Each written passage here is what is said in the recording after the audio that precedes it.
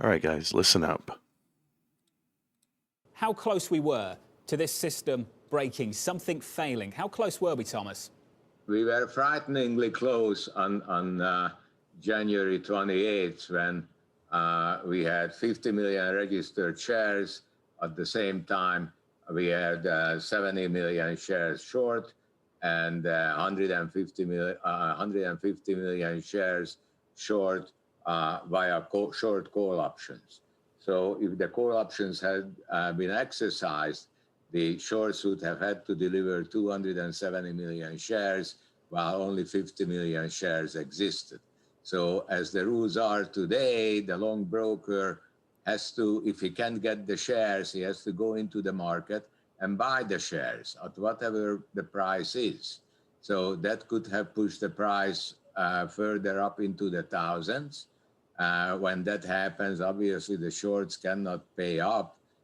So the brokers, they default on the brokers default on the clearinghouse, and the whole thing is a huge mess that's impossible to untangle.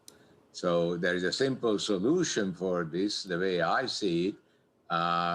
Number one, we would have to get the short positions published once a day, because we currently have it only twice a month.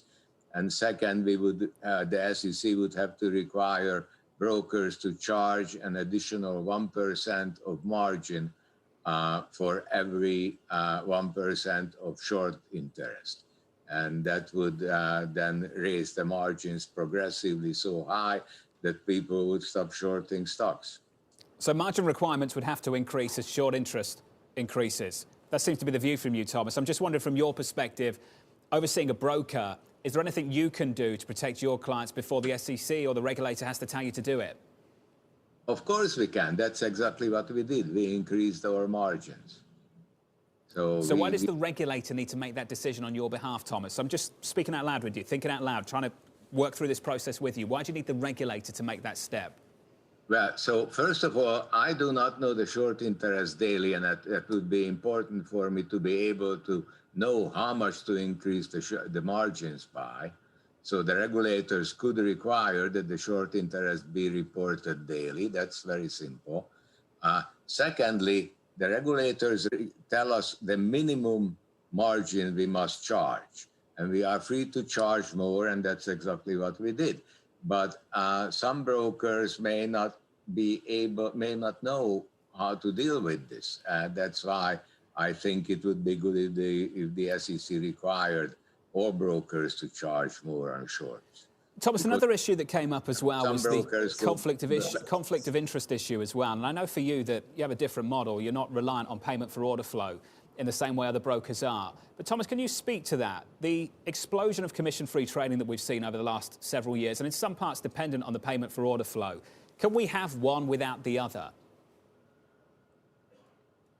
Can we have the explosion of interest in trading without payment for order flow? Can we have the explosion in commission-free trading, or at least the democratization of markets that we have seen over the last several years, without the payment for order flow factor in all of this? But look, I mean, the commission between zero and, for example, we charge less than like $1.95 on the average trade. That difference is almost negligible, right? So the average trade is probably about $40,000-$50,000. So whether you pay zero or you pay $2, that's not much of a difference, right? So do you think the conflict of interest is not an issue? No, I don't think so. Thomas, what would you like to see asked today? And who would you like to see those questions aimed at? I basically would like to ask the SEC why they didn't act on the morning of January 28th, because I was so scared. I can't tell you how scared I was. Well, Thomas, what were you scared about? What does failure look like? You said we came close to breaking. What were you scared of? What did you think was going to happen? I was scared of a domino bankruptcy. I mean, I tell you, the rules require the long brokers to go into the market and buy the shares at whatever price. So that drove the shares up to $480, and then suddenly, I guess, it didn't go further, but it could have gone further. So if the shorts had known, if the longs had known that they have the right to ask for their shares, Yeah. And they really wanted a short squeeze, that's what they would have done.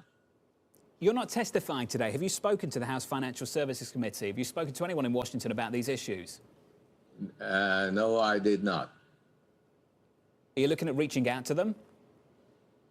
Well, eventually the SEC will have to look into the hole in the system, and they will have to stop it. And I assume that they will ask for comments, and we will send them a letter. Yep, that's what they'll do. They'll send in a letter. Okay, listen, guys.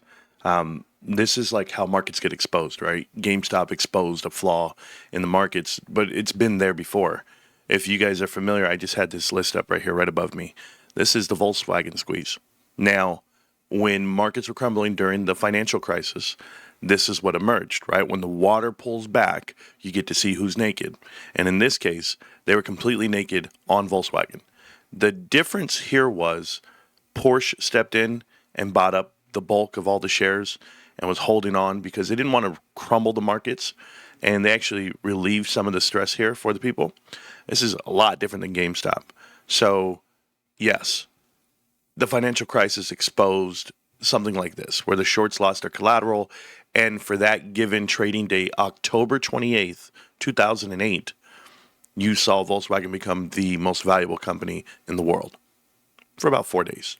But they hit all the way over $349 billion in market cap at the time, compared to ExxonMobil, which was like around 340 billion. And when I'm saying not dollars, but pounds, I believe, or euros, whatever it may be, euros. So the equivalent of like $383 billion was Volkswagen. Short hedge funds lost almost $40 billion in losses because of it. When markets crash, things get exposed.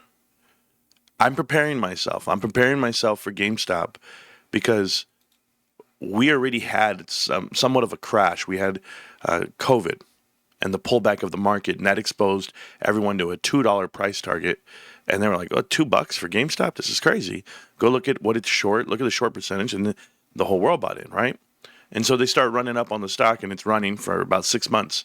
And now here's the time, here's the moment, January 28th, and we're about to just blow this thing off. And if you can hear Thomas Petterfy there, he's telling you, yeah, it would have went into the thousands, and it would have crumbled everybody.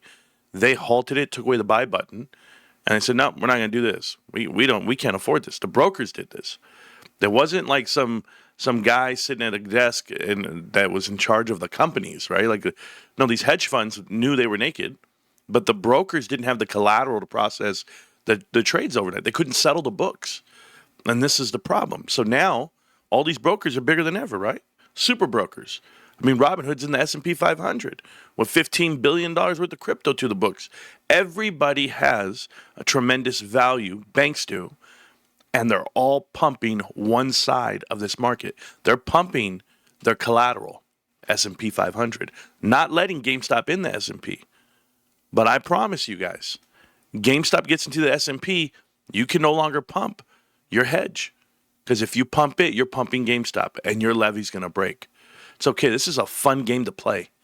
I love being on this side of the stock because the truth is, in 2008, when Porsche was buying up all of Volkswagen, only 6% of the shares were available to the public. Only 6% were trading free float. Everything else was locked up.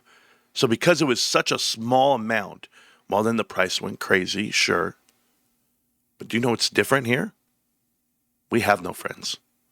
We're all buying in. Every single person out here is buying in, and we're not Porsche. We're not going to go ahead and allow the government to buy some. We're not going to give some to the hedge funds. No. We're just going to sit here and look you dead in the eye as this shit squeezes to the sky, guys. You thought $4.5 trillion was big on NVIDIA?